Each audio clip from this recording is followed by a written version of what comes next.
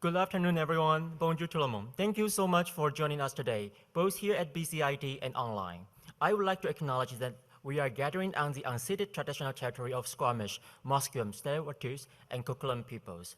My name is Wei Chan, Member of Parliament for Burnaby Central.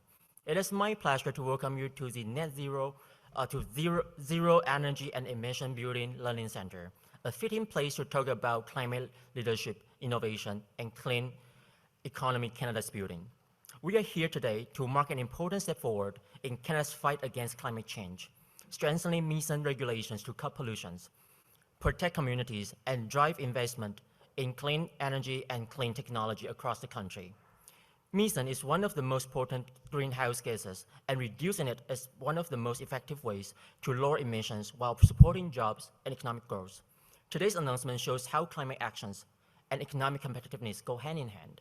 It is now my honor to introduce Minister leading this important work, the Honorable Julie Dabrusin, Minister of Climate Change, Environment and Nature. Thank you.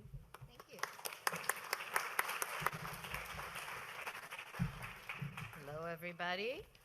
I'm really glad to be here in Vancouver today, and I would like to also begin by acknowledging that we are gathered on the traditional territories of the Musqueam, Squamish, and Tsleil-Waututh First Nations. And today, as we come together on these traditional lands, Canada's taking another important step on building a cleaner, healthier, and more competitive country for the future.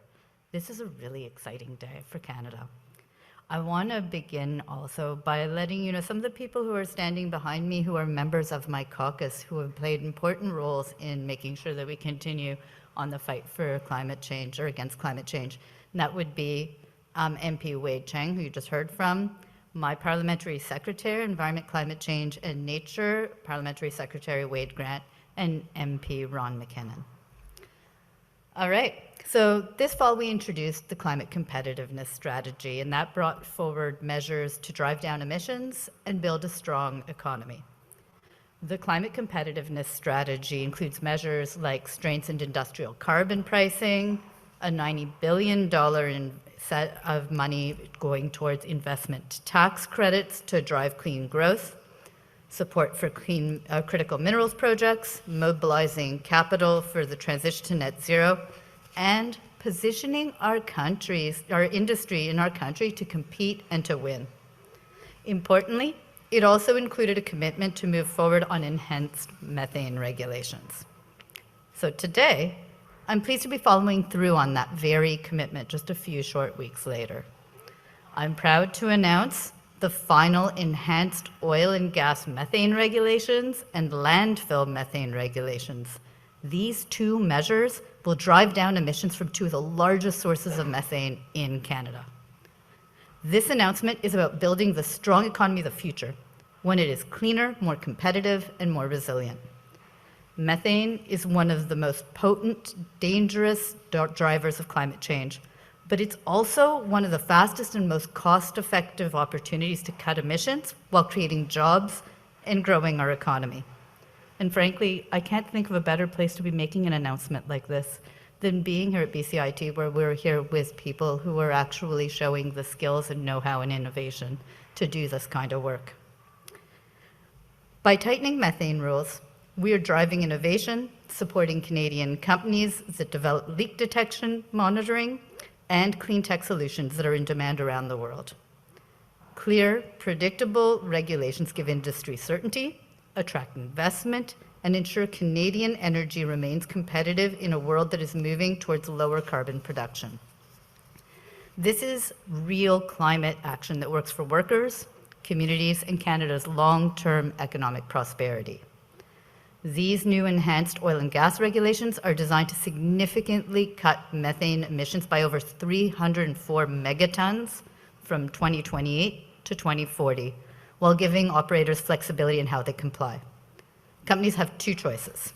They can follow a clear set of actions to stop intentional venting of emissions and fix leaks, or they can choose a performance-based pathway that uses continuous monitoring and allows them to design their own solutions as long as they meet strong performance standards.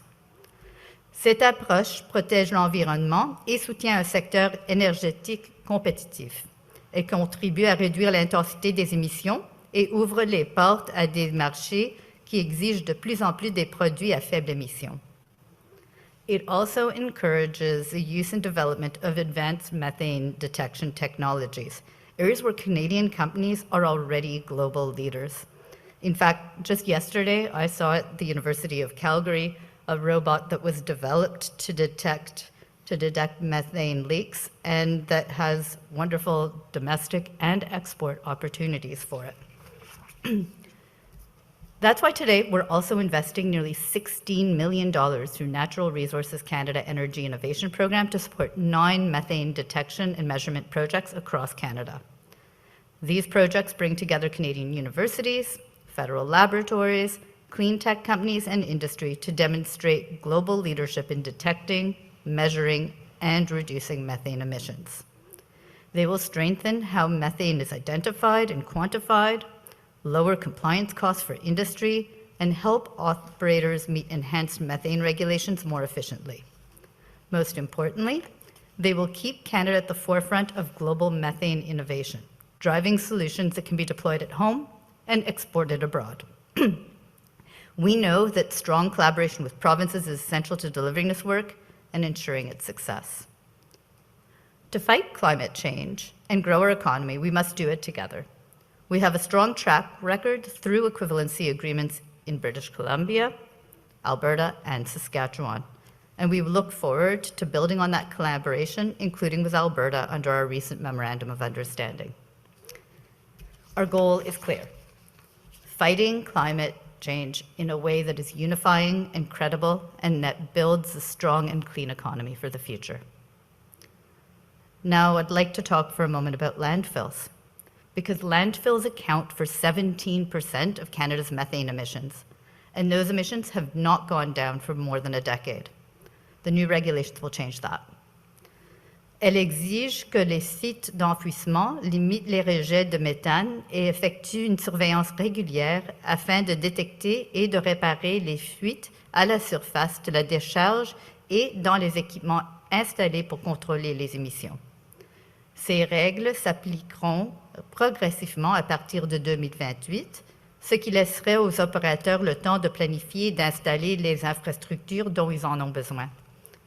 Pour soutenir ces travaux, les municipalités qui possèdent des sites d'enfouissement réglementés ont accès à un financement fédéral grâce au Fonds pour bâtir les collectivités fortes annoncé dans le budget 2025. The landfill regulations will cut 100 megatons of emissions between 2026 and 2040. Today is about delivering real benefits for Canadians and for our economic future. Cutting methane supports innovation, drives investment, showcases Canada's global leadership in technology, and creates jobs, from engineers and technicians to Canadian firms leading in detection and abatement technologies. It also means cleaner air for our communities, less smog-forming pollution, better health outcomes, and a stronger future. It's about acting decisively, responsibly, and in partnership with provinces, industry, municipalities, and communities across the country. Together, these two regulations will contribute significantly to Canada's climate targets while contributing to economic competitiveness. It's about effective climate leadership and good economic leadership. Thank you, merci, and I will be now passing it to Jennifer Figner, the VP Academic here at BCIT, who will get to talk to you a bit about the opportunities that we have for jobs and innovation right here. Thank you.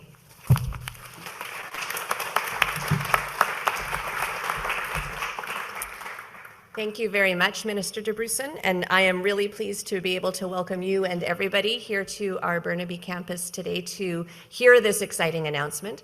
As the previous speakers have noted, our Burnaby campus, which is one of our 5 campuses, all of which are located on the traditional unceded territories of the Coast Salish peoples, and we are so excited to be able to do the learning and teaching here that we do to contribute to today's announcement. Addressing climate change is not only an environmental necessity, it's fundamental to enabling people to live socially just lives. And BCIT is meeting this challenge with relevant applied education and research that builds capacity and positions our workforce on the forefront for a clean economy. We are proud to be part of today's announcement, and I'm going to take this opportunity to shamelessly promote a little bit of what our students are doing on our campuses that really align in so many ways to sustainability. So from an overall standpoint, though, BCIT is a signatory to the UN Sustainable Development Goals Accord, and in 2024, we were named one of Canada's greenest employers by Canada's top 100 employers. We also received the 2024 Clean Energy Champion Award from BC Hydro, and we have an overall institute sustainability vision that guides how we embed climate responsibility across our campuses and in our teaching and learning. So through innovation, and hopefully people will be able to stay for a tour after this, in this very building that we're in as an example, innovation in energy management, carbon reduction, continuous campus-wide sustainability practice, our near-term goal of a 50% reduction in GHG emissions by 2030 remains on track, and our long-term target is to become a net energy producer by 2050. Funding such as support we've received from National Resources Canada and the Government of British Columbia have been crucial in supporting these reductions, and our campus development projects are leading the way. We have brand new student housing that some of you may have had the opportunity to see. It's the first tall timber building in the city of Burnaby to receive a net zero carbon certification by the Canada Green Building Council. And we received a Platinum Award for Environmental Stewardship for daylighting a portion of Guichon Creek, which runs on the east side of our campus here in Burnaby. The BCIT Centre for Eco-Cities advances the transformation of cities to a low-carbon future through applied research, education, and resources. And this year, the Centre launched a guide and tool that provide reference data for greenhouse gas emission reduction for all British Columbia communities across the whole province. These resources help local governments to work with businesses and residents across the province to reduce their carbon and ecological footprints while simultaneously regenerating natural habitats. This centre anchors the global leadership of BCIT in restructuring of cities to operate within the Earth's carrying capacity. Just a couple of highlights specifically of programs and training here. In our School of Construction and the Environment, which is one of the buildings that we're in, we train in renewable energy electrical systems installation. We're the only British Columbia post-secondary offering micro-credentials in net zero and passive house construction, again right here. And we have offerings in mass timber education that ensure builders and tradespeople can deliver climate-ready housing. Our ecological restoration programs, which are the first of their kind in Western Canada, we train graduates to heal ecosystems that have been impacted by climate change. In our School of Energy, students learn about smart grid technologies, industrial network cybersecurity, and wireless technologies, all skills essential for clean tech economy. Our School of Transportation, as we are leaders in electric vehicle technology and service, preparing technicians for zero emission mobility. And our School of Business and Media provides education in sustainable business leadership and climate journalism to help society understand and respond efficiently and effectively to the changes we're facing. So in short, BCIT is both walking the talk on climate action and building the workforce of tomorrow to enable a lot of what we are hearing about this morning.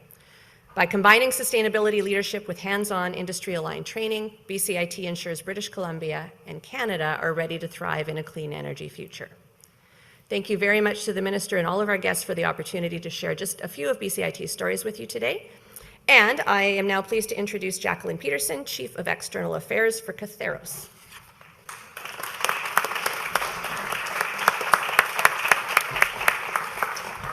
Thanks, Jennifer. Thanks so much for having me here today, everybody. I'm Minister Dabrusin, BCIT.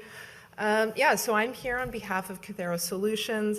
We're one of many Canadian technology service providers that operate in the methane space. So as you're aware, methane is an especially potent greenhouse gas. It's often leaked or vented during the production and transmission of oil and gas. The faster we act on methane, the more likely we'll be able to achieve our ambitious emission reduction targets and mitigate the worst impacts of climate change.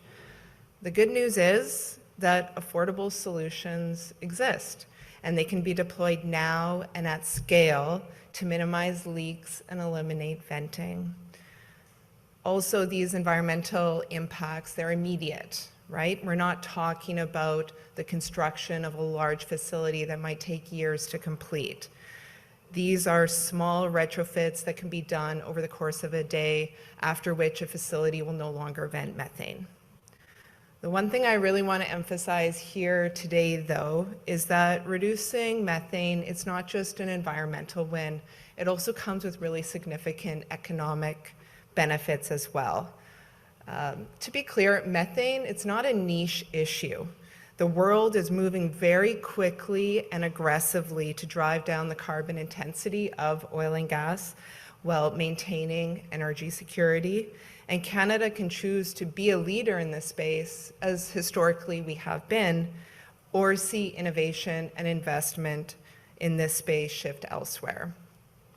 Finalizing the methane regulations provides industry and innovators such as ourselves with the certainty needed to create jobs and make the investments needed in this space here in Canada.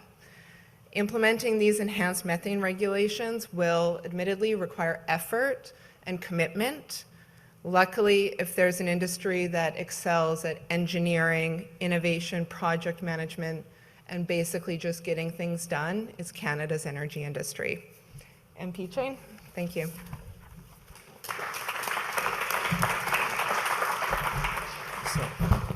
So thank you, Minister Jennifer and Jacqueline. That concludes the speaking portion of today's announcement. We will now move to the media Q&A portion of the event. And questions will be taken first from medias on site, followed by questions from those joining online. I will turn the microphone now to the media moderator. Thank you. Hello, bonjour à tous. My name is Malky Schwartz, and I will be moderating today's media availability. Please state your name and your outlet, and please keep it to one question and one follow-up. Veuillez indiquer votre nom et votre média. Veuillez poser une question, un suivi. And yeah, we'll start with in-person media, and then we'll move to the online portion. So media can come to the mic here, or we can pass the mic around if you cannot make it to the mic.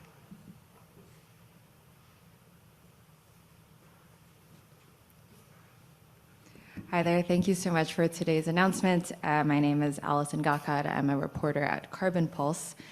This question is for Minister Dabrusin. So the new regulations are expected to fall just short of prior targets in 2030. The target, what is that, 75%, and the emissions reductions are expected at 72%. Can you elaborate on this decision in terms of what were the trade-offs that were made in that regard?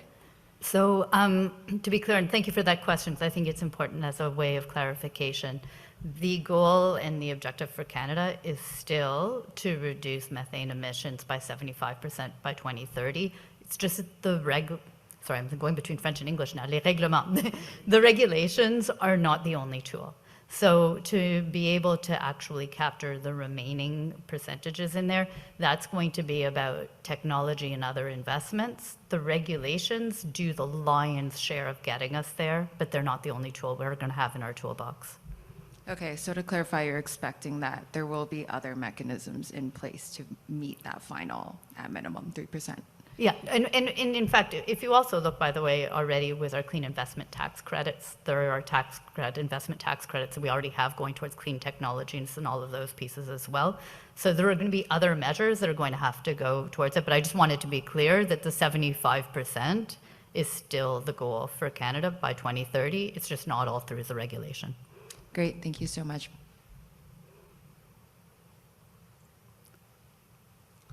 If there are no more questions in the room, we can move to the online moderation. Merci beaucoup. Thank you very much. The first question, la première question, à Charles Delisle, Radio-Canada. La parole est à vous.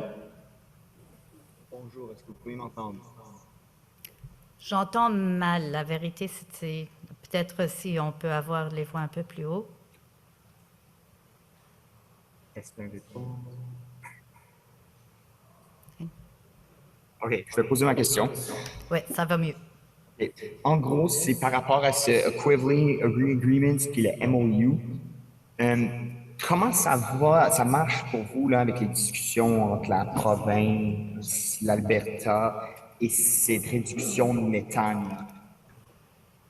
D'accord. Alors, Pour commencer, si on veut parler un peu de l'histoire de méthane dans notre pays et les accords que nous avons déjà avec les provinces Colombie-Britannique, Alberta et de Saskatchewan, c'est quelque chose qui a marché bien avec les règlements qu'on avait en avant.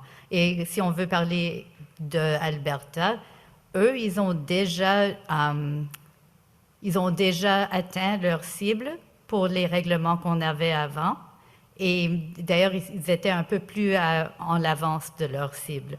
Alors, je n'ai pas de bonne raison à penser qu'on ne peut pas continuer à bien travailler avec les provinces. On a déjà eu une bonne histoire avec comment ça fonctionne, les accords avec les provinces sur la méthane. Mon follow-up, c'est encore sur ce MOU. Est-ce que essentiellement l'Alberta aurait plus de temps pour atteindre cet objectif de 75%? Est-ce que j'ai bien compris ça?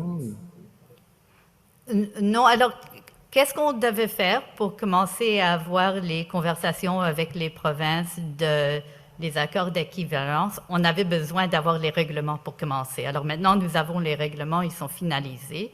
Maintenant, on peut commencer à faire les négociations avec les provinces pour comment on va atteindre des accords d'équivalence. Et en chaque cas, ce que l'on doit faire, c'est qu'on parle avec les provinces. Et comme je l'ai dit, ça a déjà très bien, ça a fonctionné très bien quand on avait les règlements d'avant. Mais on va parler avec eux pour voir comment ils peuvent atteindre de l'équivalence avec nos règlements. Et puis, de ce que moi je vois, ça peut bien fonctionner, pas seulement avec l'Alberta, mais avec toutes les provinces, pour atteindre qu'est-ce que nous avons dans ces règlements. Merci. Okay, merci beaucoup. Next question, David Thurton, CBC News. Please go ahead. Hi, Minister. Thanks for taking our questions. Can you tell me why Alberta gets more time to meet the regulations? The rest of the country has until 2030. Alberta has until 2035. The way I would explain is actually that there are two different things. It was a bit where I started with the first question, which is Canada's goal is still to get to 75% reduction of methane emissions by 2030.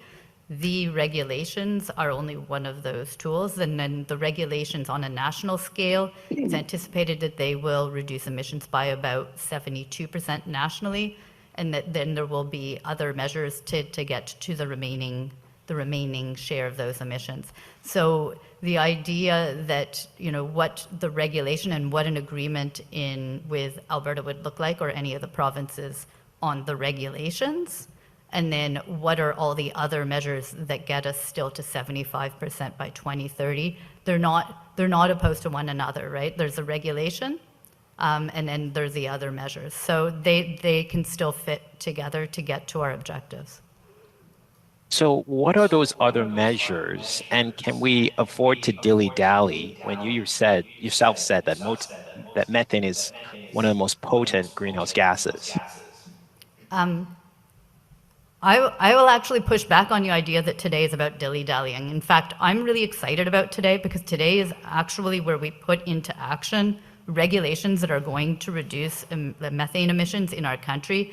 It is one of the most important things that we can do, and one of the most cost-effective things that we can do. As I mentioned, the way that the regulations are anticipated to work, the percentages aren't right in the regulation, but when we do the calculations, the way the regulations will work, they will get nationally the country to about 72% reduction of emissions by 2030, and other measures will carry us to the remaining 75% by 2030.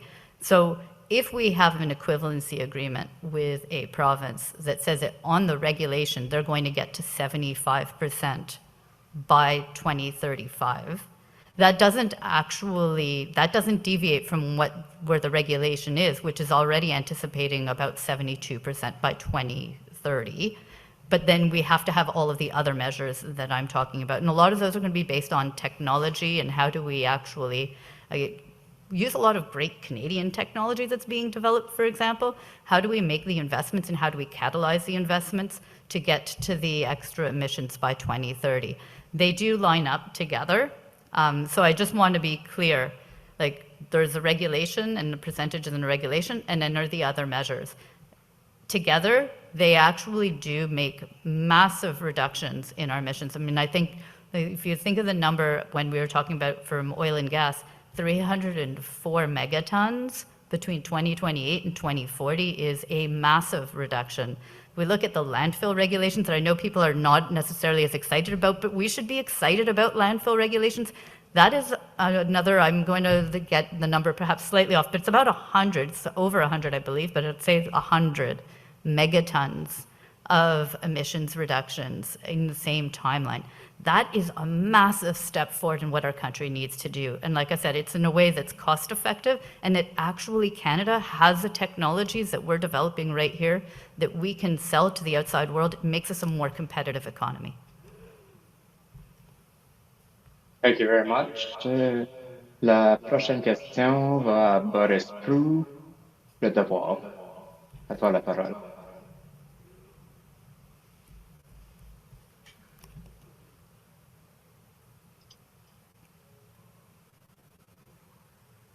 Ah. Il a disparu. Donc, the next question goes to Palak Mangat, Parliament Today. Please go ahead. Hi, good afternoon. Your regulations. Oh, can you hear me okay? Yep. Okay, so your regulations today lay out two compliance options for the facilities. I would like to focus on the second one that say is supposed to provide more flexibility. They also say it's more cost effective, but they say that it's a novel approach and design. So given that there is no real world example of this model being used, are you worried that offering this could be risky? And what if it doesn't hit the goals that you want it to? What then? Okay, sorry, I will just point out, you were cutting out a little bit, but I think you were just asking about how the second pathway can work and do I believe that they will be effective. So that's what I generally understood the question to be. So what's innovative about these enhanced methane regulations for oil and gas is that there are two pathways, and the second one that an industry could choose to go and choose that option, but it still has to meet the objectives in the regulation, and there has to be actually quite stringent monitoring that is a part of that second pathway. So they would still have to show that they can meet the regulations and where we're going with the methane regulations. They would, and they would have to have, as I said, there's quite a bit of reporting and monitoring that forms part of the second pathway. Thank you. And as a follow-up, we are still waiting on your department's progress report under the Net Zero Accountability Act. I believe this is due by the end of the year. It's now December 16th. We're running out of time for this year. So what is the holdup? When can we expect this report? And the other measures that you keep referencing, will they be detailed in a document like that? So the emissions reductions plan progress report will be coming out before the end of the year, so it'll be coming out shortly. And if we take a moment to talk about what we need to do to reduce emissions across our country, it's regulations like these. These two regulations are a massive step forward in reducing emissions in our country. And as it's been pointed out, not just by me, but by others, methane is actually one of the most toxic when we're talking about climate change forms of carbon emissions. So this is actually going to be taking action in a very, very significant way. So that is something that carries forward in all of our planning on reducing emissions across our country. Merci. The next question was to Lynch L. If you could identify yourself and your media outlet, please. Laura Lynch from CBC. Are you hearing feedback there? Because I'm hearing it here. Are you? I'm not hearing feedback. You're a little bit quieter than the others, but maybe that'll pick up. Goodness, bad system on my part. My apologies. You can hear me. I'll just. It's all good. Okay.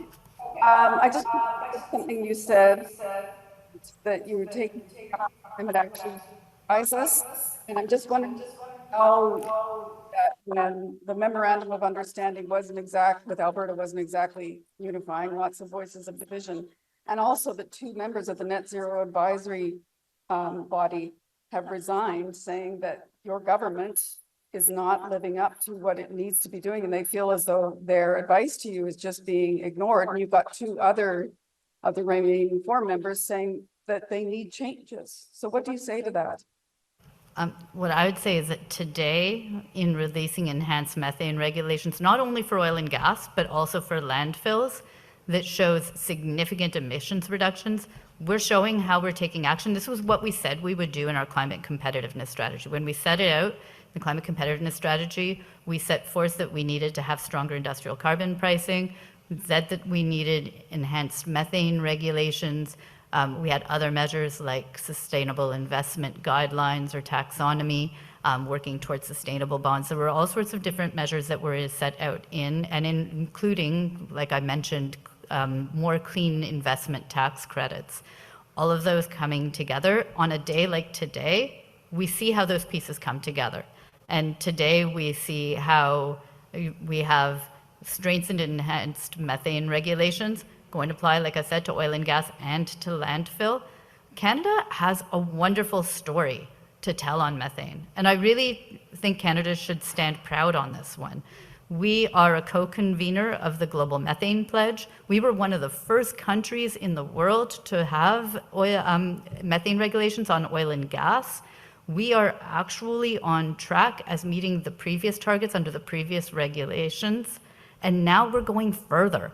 So I think that Canadians should stand tall today in looking at what we're doing, what we're announcing today, but also what the opportunities are that it marks forward. So then are Catherine Abreu and Stephen Donner misguided in their criticisms of what you and the government are doing?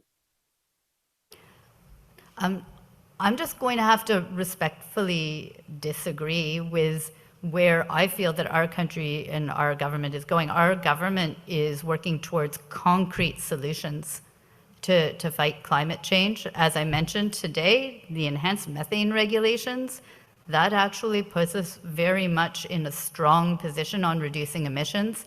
And it's part of a larger story when we're talking about climate competitiveness. It's about Canadian industries that are at the forefront of methane detection and methane monitoring. That's something that we can use as we're looking to other countries as an export market and opportunities. It's about how we're going to build a strong, clean future for our country. And so when I get to stand today in front of you and talk about this area of strong Canadian leadership, I think that that's something that I hope Canadians can all join me in standing proud and seeing the opportunities that brings for our future. Okay, thank you very much, Laura. Il est revenu. La prochaine question est à Boris Proulx, Le Devoir. Il est revenu. Voilà. Ministre Guilbeault, il y a un projet de règlement en 2023. En quoi votre règlement aujourd'hui est différent? Alors, ce que nous avons comme un règlement, c'est qu'on avait des règlements en 2018 qu'on a mis en effet et ça déjà, comme je l'ai dit, il y avait des cibles dont on travaillait pour atteindre, on les a atteintes et ça finissait de faire le travail pour 2025. Maintenant, nous sommes en 2025. Nous avons des règlements sur lesquels on a travaillé vraiment avec les experts, avec l'industrie, pour bien avoir comme une route pour bien découvrir ce que ça doit être notre route sur le méthane. Maintenant, aujourd'hui, nous avons les règlements, on les a mis en place. Et ça, c'est bien pour les industries parce qu'ils vont certainty, ils peuvent voir comment on va continuer à travailler ensemble pour réduire le méthane et pour réduire nos émissions. Qu'est-ce qui vous a empêché d'adopter le règlement, le projet de règlement élaboré par Stephen Guilbeault avant pour donner davantage de certitude aux entreprises? Car tout ce que moi je peux vraiment expliquer, c'est moi étant ministre d'Environnement, Changement climatique et de Nature, dans notre budget, il y a seulement quelques semaines, vraiment quand on y pense, peut-être 4-5 semaines depuis, dans notre budget, on a dit que pour une stratégie de compétitivité climatique, on devait avoir des règlements de méthane qui étaient renforcés. Aujourd'hui, ce qu'on voit, ce que le Canada peut voir, tout le monde peut voir, c'est qu'on a fait ce travail. Et ça, c'est vraiment, on a dit qu'est-ce qu'on voulait faire, qu'est-ce qu'on devait faire. Et aujourd'hui, je suis là devant vous, devant tout le monde, à dire qu'on va faire ce travail. On le fait maintenant. Merci beaucoup. C'était la dernière question. Donc, c'est ce qui met fin à la conférence de presse aujourd'hui. Merci beaucoup à tout le monde. This was the final question. And this puts an end to today's announcement. Thank you.